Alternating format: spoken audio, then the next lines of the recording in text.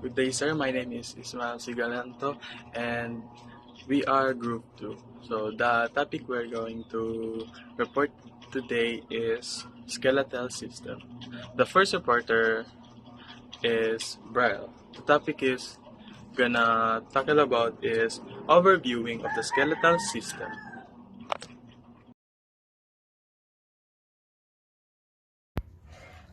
The overview of the skeletal system. First, let's going to define the bones and why bones are important. Bones are hard, rigid organs that form from the skeleton of the body, providing structure and support. Bones are important because they support and shape the body, protect vital organs like the brain, heart, and lungs, and allow movements by working with muscle, produce blood cells in the bone marrow, and store essential minerals such as calcium and phosphorus that help keep the body strong and healthy. Now let's talk about the dynamic nature of bone, the bone breakdown, and bone rebuilding. The dynamic nature of bone refers to its ability to continuously change through a process called bone remodeling, which involve bone breakdown and bone rebuilding. Old or damaged bone is broken down by cells called osteoclasts or bone resorption, while new bone is formed by osteoblasts or bone formation. So the one who break the old bone is what we call osteoclast, and the one who build or form a new bone is what we call osteoblast. This ongoing process help bones adapt to stress, repair micro damage, and maintain strength and regulate calcium levels in the body. Good day, sir. I'm Shalome Senior, and my topic is all about structural supports. Bones provide a rigid framework that holds the body together and maintain its shapes through a unique composition. Collagen fibers for elasticity, calcium phosphate for hardness, hydroxyapatite crystals for expression resistance. They have two cases of structural divisions. One, axial skeleton has 80 bones, and we have skulls, vertebral column, rib cage maintains upright postures. Framework functions: muscles attach system, tendons connect muscle to bones, ligaments connect bones to bones as muscle force. Organ protections: rib cage gives heart and lungs, pelvis gives reproductive organs. Movement mechanics: balls and sockets. Joints: examples, shoulders and hips. Hinge joints: examples, elbow and knees. Single plane movement. Pivot joint: example, neck. Calcium and phosphate work together to build strong bones and teeth, and they are essential for muscles construction, nerve function, and blood clotting. Phosphate is also a vital component of DNA, RNA, and ATP, playing a crucial role in circular energy and structure. The body tightly regulates the level of these minerals through hormones, especially parathyroid hormone, and by managing their absorption, storage in bones, and excretion through the kidneys. This is the key function of calcium. Bone and teeth formation. Calcium is primary component of bones and teeth, providing strength and structure. About 99% of the body calcium is stored in bones and teeth. Muscles construction. Calcium ions enable muscles movement by facilitating the interaction between actin and myosin filaments. Nerve signaling. Calcium ions regulates voltage-gated channels in neurons, ensuring efficient communication between the brain and body. Blood clotting. Calcium is required for several steps in the blood clotting process, helping for activate clotting factors that form a stable blood clot. Calcium and phosphate have an inverse relationship in the body. As one increases, the other tends to decrease due to the formation of insoluble calcium phosphate salts. This relationship is tightly regulated by hormones, primarily parathyroid hormone and vitamin D, which work to maintain properly levels for essential functions like nerve communication, muscles function, and bone health. Imbalances can lead to serious issues such as weak bones and dangerous calcium deposits in soft tissues, highlighting the importance of this delicate hormonal balance. This is the key function of yellow bone marrow. Fat storage. The main role of yellow bone marrow is store fat in adipocytes or fat cells. This fat serves as a long-term energy reserve for the body. Stem cell source. It contains mesenchymal stem cells, which are multipotent stem cells that can develop into various cell types, including bone, cartilage, and fat. Energy source. When the body needs energy, the stored fat in the yellow bone marrow can be used. Marrow conversion. In situations of severe blood loss or high demand, yellow bone marrow can revert to hematopoietic or blood-forming red bone marrow.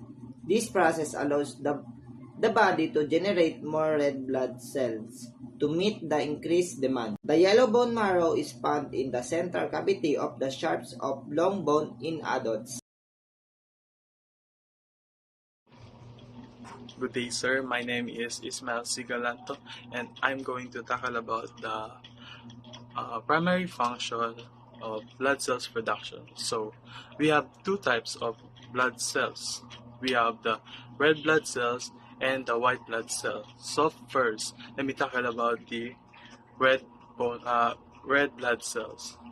Uh, Red bone marrows found in the flat bones like pelvis, sternum, and rib, as well as the end of the long bones. It serves as the main site of hematopoiesis, which is the production of blood cells. Red blood cells, or RBC, produced in the red bone marrow. Their primary role is to carry oxygen from the lungs to different parts of the body and remove carbon dioxide. So next is the white blood cells, or WBC. These cells are also formed in the bone marrow. They produce the body-fighting bacteria, viruses, and other harmful substances. Uh, Platelets. Small cells fragments produced in the marrow. They are responsible for the blood clotting, which prevents excessive bleeding during injuries. The production of blood cells in the red bone marrow is vital function of the skeletal system. Red blood cells supply oxygen, and white blood cells defend the body, and the platelets prevents blood loss. Together, they assure survival in keeping the body healthy and balanced. That's all. Thank you. Good day each and everyone. My name is Dave Levi Turade, and today we're going to talk all about the primary function of skeletal system in terms of protection. First is I'm going to talk all about the skeletal system. The human skeletal system is a strong internal framework made up of bones, cartilage, and joints. One of its most important primary function is protection of our vital organs. So first, I'm going to show you is the skull. The skull encloses the brain in a hard bony cartilage called cranium. And the skull located in our uppermost body, which is our head. The skulls also protect our facial nerve, which is the eye, nose, and our mouth. The skull protected our brain in physical injury, shocks, and trauma. The importance of the skull is to protect the brain controls in our body.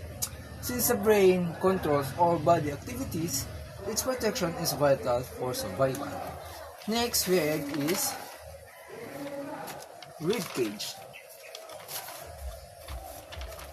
The rib cage protects and encloses around the chest organ here. It shields the heart, lungs from the direct blow of compression.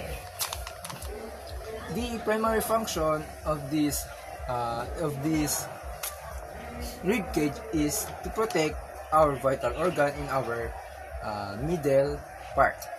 Damage to this organ can be life-threatening. So the rib cage plays a critical role in survival. Next we have is it's the vertebrae. Vertebrae surrounds and protect the spinal cord which runs through the vertebral canal. Vertebrae protects our spinal cord. The spinal cord carries nerve signals between our brain and the rest of our body. So protection of this spinal cord is important because without the vertebrae, our spinal cord will be injured. And if our spinal cord is injured, there are high possibilities that we're going to be paralyzed. Next we have is the pelvis. Pelvis support and protects organ in the lower abdomen. Here, the pelvis protected the urinary bladder, which is where our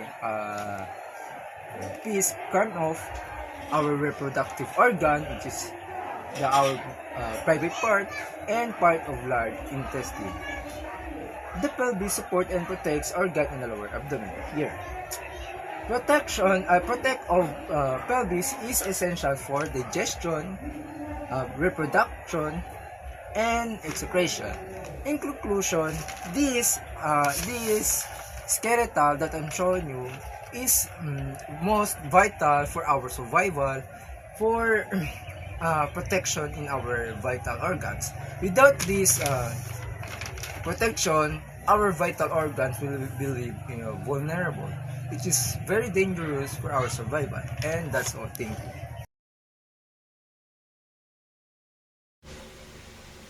Hi, I'm Janen Soroxela Beto, and my topic about directional terms.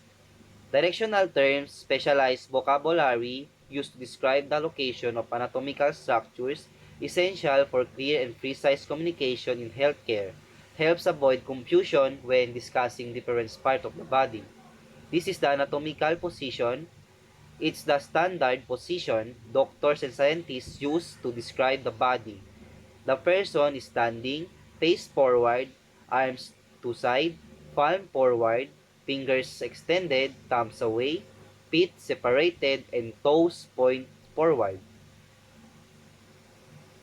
Inferior means just the opposite away from the head or lower and under. Superior means towards the head, end of the body, or higher and above. Inferior, below or forward the feet, and superior, above or toward the head. Example, the chest is superior to the stomach. The stomach is inferior to the chest. The superior up and the inferior is down. Posterior or dorsal means the opposite of anterior, back of or behind.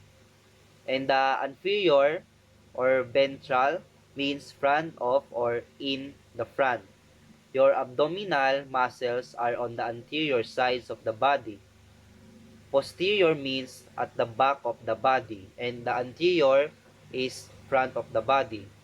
Example, the chest is inferior to the spine, and the spine is posterior to the heart. The inferior is front, and the posterior at the back. Proximal, nearest point of attachment to the limb or structure. Proximal means closer to where the limb attach to the body, shoulder for the arms, hip for the legs. And distal, farthest away from attachment or origin. Distal means farther away from that attachment. Example, elbow is proximal to the wrist or sa pulso, and finger are distal to the wrist. Proximal, closer or malapit. Distal, farther or malayo. Lateral lateral away from the midline or middle of the body, and medial forward, medial towards to the middle or to the midline or middle of the body, and the intermediate between two structures. So, example, the nose is medial to the eye. The arms are lateral to the chest. And the intermediate means is between the breastbones and the shoulder. So the medial middle and the lateral side and the intermediate in between. Superficial or external means closer to the body surface like skin or ribs, and the deep or internal means from the surface like the brain is deep to the skull or any. Example, the skin is superficial to the muscle, the ribs are superficial to the lungs, the scalp superficial to the skull, and deep or internal. Okay, the brain is deep to the skull and heart is deep to the ribs. Superficial, surface, and deep inside the body. In this very moment, I'm going to teach you about directional terms. Directional terms come in pairs to describe relative positions. So the first one is superior versus inferior. Superior means above or higher, while inferior means below or lower. The example of superior is the neck is superior to the chest because the neck is closer to the head than the chest. And for the inferior, the foot being inferior to the knee, meaning the foot is lower or away from the head compared to the knee. And the next one is medial versus lateral. Medial means nearer to the midline, while lateral means farther from the midline. For example of medial, the nose is medial to the eyes because the nose is positioned closer to the center line of the face than the eyes are. And for lateral, the ears are lateral to the eyes because the ears are positioned farther out to the sides of the head than the eyes are. And the last one is about proximal versus distal. Proximal means nearer to the attachment of a limb to the trunk, while distal means farther from the attachment. The example of proximal is the elbow is proximal to the wrist. Why? Because the elbow is closer to the trunk, shoulder, than the wrist is. And for the distal, the fingers are distal to the elbow because the fingers are farther from the trunk or shoulder than the elbow is. Anterior or ventral versus posterior or dorsal. So anterior or ventral refers to the front or belly sides of the body. It is used to locate towards the front or towards the face. Example, the chest is anterior to the spine. Next example is the navel is on the anterior side of the torso. So anterior refers or simply refers when we are locating parts in our front. While posterior or dorsal refers to the back or rear side of the body. It is used to describe structures that are located towards our back or our spine. Example, the spine is posterior to the chest. So this simply defines when we are pointing parts at our back. Superficial versus deep. Superficial refers to the structures that are close to our surface of the body. This is described as an exterior or outer layer. So the example is the skin is superficial to the muscles. That describes that the skin is on the surface of our muscle. So next is deep. Deep refers to the structures that are away from the surface or internal. Example, the heart is deep to the chest muscles. So when we are directing organs inside our body, this refers as deep.